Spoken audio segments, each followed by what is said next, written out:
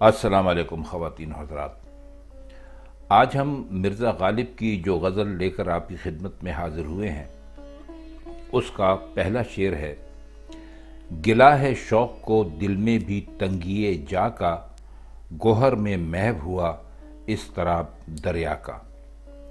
شوق سے مراد ہے ان کی عشق، اور تنگیے جا کہتے ہیں جگہ کم پڑنا، جگہ کم ہونا یا جگہ تنگ ہونا، اور گوہر کہتے ہیں موتی کو، اور اضطراب کا مطلب ہوتا ہے بے قراری یا بے چینی۔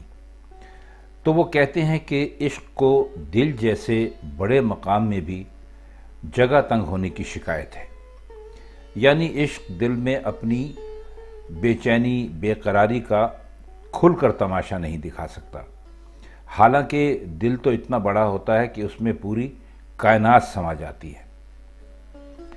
اور وہ کہتے ہیں کہ دوسری طرف سمندر کو دیکھنا چاہیے کہ اس میں ہر وقت جوش و خروش رہتا ہے، اور وہ موتی جیسی ایک چھوٹی سی چیز میں سما گیا اور اسے سکون مل گیا۔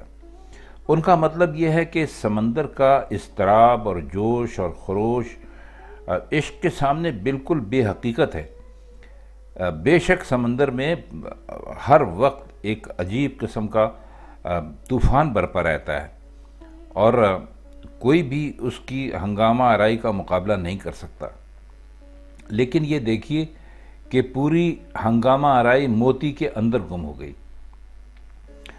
تو وہ کہتے یہ ہیں کہ اس ہنگامہ آرائی کو سمندر اپنے اندر سمیٹ لیتا ہے، یعنی موتی جو ہے اس ہنگامہ آرائی کو اپنے اندر سمیٹ لیتا ہے، لیکن عاشق کا اضطراب ایسا ہے کہ وہ دل جیسی بڑی مقام پر، یعنی جو کہ سمندر سے بہت بڑا مقام ہے، اس میں نہیں سما پاتا، اور پھر بھی کہتا ہے کہ جگہ تنگ ہو گئی ہے۔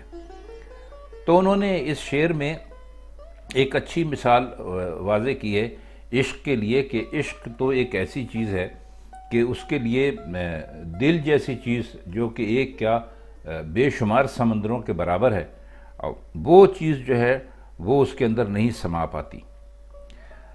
اچھا، اب اس کا دوسرا شعر ہے: غم فراق میں تکلیف سیر گل مت دو، مجھے دماغ نہیں خندہ ہائے بیجا کا۔ غم فراق ہم آپ کو کئی مرتبہ بتلا چکے ہیں کہ یہ جدائی کو کہتے ہیں، اور تکلیف سیر گل مت دو، اصل میں سیر گل سے ان کی مراد چمن ہی نہیں ہے۔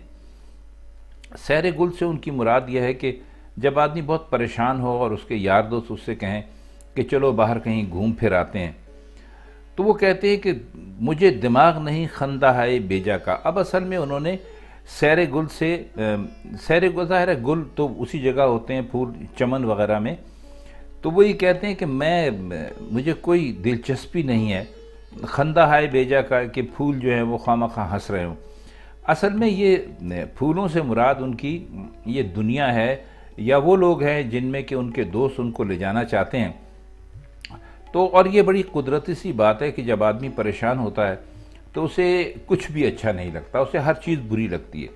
تو کہتے ہیں کہ میں باہر جاؤں گا، لوگوں سے ملوں گا اور ان سے باتیں کروں گا، لوگ ہنسیں گے بھی، اور ان کی ہنسی جو ہے مجھے بے جا لگے گی، ان کی خوشی مجھے بالکل اچھی نہیں لگے گی، مجھے ان ساری باتوں کا دماغ ہی نہیں ہے۔ تو میں اس وقت اس میں پریشانی میں ہوں، میں اپنے محبوب سے جدا ہوں، اس سے بچھڑا ہوا ہوں، تو تم مجھے باہر لے جانے کی کوشش مت کرو، یہ بالکل بیکار ہوگا، تو تمہاری بڑی مہربانی ہوگی کہ تم مجھے میرے حال پر ہی چھوڑ دو۔ تو انہوں نے ایک عام جو زمانے کی کیفیت ہے اس کا ذکر کیا، اور واقعی یہ ہوتا بھی ایسا ہی ہے کہ جب آپ پریشان ہوتے ہیں اور آپ کو زبردستی ایسے لوگوں میں اٹھنا بیٹھنا پڑ جائے جو ہنس رہے ہوں، تو آپ تو اپنی پریشانی میں ہوتے ہیں، اور ان لوگوں کو آپ کی تکلیف کا احساس نہیں ہوتا، تو آپ کو ان کی خوشی اچھی نہیں لگتی۔ تو بس یہ کچھ مرزا کے شعر کا مطلب ہماری دانش میں تو یہی نکلتا ہے۔ اب اس کا اگلا شعر ہے کہ دل اس کو پہلے ہی ناز و ادا سے دے بیٹھے، ہمیں دماغ کہاں حسن کے تقاضا کا۔ اب یہ اس میں اس کا جو لفظ ہے وہ ہمارے خیال میں انہوں نے استعمال کیا ہے عشق حقیقی کے لیے۔ تو ایسا ہی لگتا ہے کہ وہ عشق حقیقی کی بات کر رہے ہیں، اور کہتے یہ ہیں کہ ہم نے تو حسن کو دیکھتے ہی دل اس کی نظر کر دیا تھا، اور اس بات کا بالکل انتظار نہیں کیا کہ وہ یعنی حسن ناز و ادا سے کام لے کر ہمارا دل اپنے بس میں یا اپنی مٹھی میں لینے کی کوشش کرے گا۔ یعنی کہہ یہ جا رہے ہیں کہ یہ ناز و ادا جو ہیں یہ دل چھین لینے کے حربے ہوتے ہیں، اور جن سے ہم جو ہیں جن سے حسن کام لیتا ہے اور ان کے ذریعے سے ہی دل بری کا تقاضا کرتا ہے۔ ہم ایسا تقاضا گوارا نہیں کرتے اور اس کے بغیر ہی حسن پر مر مٹتے ہیں۔ تو وہ کہتے ہیں کہ میرے محبوب تجھے ناز و ادا دکھانے میں اتنا اس قدر اس کی کیا ضرورت ہے اہتمام کی، یہ لے دل اور جان بھی، اور ہمارا دماغ اتنا نازک ہے کہ تقاضے برداشت نہیں کر سکتا، بس تجھے دیکھا اور دل دے دیا۔ اصل میں وہ بتانا ہی چاہ رہے ہیں کہ اس کائنات کو ایک نہ دکھائی دینے والی ہستی نے ایسا بنایا ہے کہ وہ جگہ جگہ پر دکھائی دیتی ہے۔ تو وہ اس شعر میں کہنے کی کوشش کر رہے ہیں کہ ہم تو ظاہر ہے کہ تیرے بندے ہیں، اس میں کچھ کہنے کی ضرورت ہی نہیں ہے۔ ہم نے تیرے حسن کے چاروں طرف اتنے بکھرے ہوئے جلوے دیکھیں کہ تجھے یہ کہنے کی ضرورت ہی نہیں ہے کہ ہم تیری عبادت کریں، یا بس ہم تو تقاضا ہم سے برداشت ہی نہیں ہوتا، کیونکہ تیرا حسن چار سو اس طرح بکھرا ہوا ہے کہ تیری بارگاہ میں جان قربان دینے کے علاوہ تو کوئی اور راستہ ہی نہیں ہے۔ تو اگر اس شعر کو آپ حقیقی معنوں میں لیں تو اس کا مطلب کچھ ایسا نکلتا ہے۔ اب اس میں اگلا شعر ہے کہ اس میں کچھ جو اگلا شعر ہے اس میں دو چار الفاظ ایسے ہیں کہ شاید آپ کو مشکل لگتے ہوں، شاید ہوں بھی، بہرحال دیکھتے ہیں۔ اگلا شعر ہے کہ فلک کو دیکھ کے کرتا ہوں اس کو یاد اسد، جفا میں اس کی ہے انداز کار فرما کا۔ دیکھیے فلک جو ہے یہ ایک ایسا لفظ ہے کہ اس کو شعراء نے بار بار اپنے اشعار میں استعمال کیا ہے۔ یہ اصل میں ایک طرح کا استعارہ ہے، ایک طرح کا اشارہ ہے۔ اصل میں جب وہ فلک کہتے ہیں تو ان کا مقصد ہوتا ہے قسمت یا تقدیر۔ تو وہ یہ کہتے ہیں کہ جی میں فلک کو دیکھ کر کرتا ہوں اس کو یاد اسد، یعنی جب میں اپنا محبوب مجھے یاد آتا ہے، جب بھی میں فلک کو دیکھتا ہوں تو مجھے اپنا محبوب یاد آ جاتا ہے۔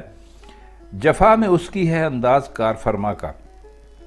جفا کہتے ہیں ظلم کرنے کو، اور کار فرما کہتے ہیں حکم دینے والے کو۔ تو وہ یہ کہتے ہیں کہ میں جب بھی اپنی تقدیر پر، اپنی قسمت پر نظر ڈالتا ہوں تو مجھے بے ساختہ اپنا محبوب یاد آ جاتا ہے، کیونکہ میرا جو محبوب ہے، میری جو قسمت ہے وہ بالکل ایسے ہی ہے جیسے کہ میرے محبوب کے انداز ہیں۔ تو یہ سمجھنا چاہیے کہ میری قسمت جو کچھ مجھ سے کر رہی ہے، میرے ساتھ کر رہی ہے، آسمان جو کچھ میرے ساتھ کر رہا ہے، وہی یہ سب کام میرا محبوب کر رہا ہے۔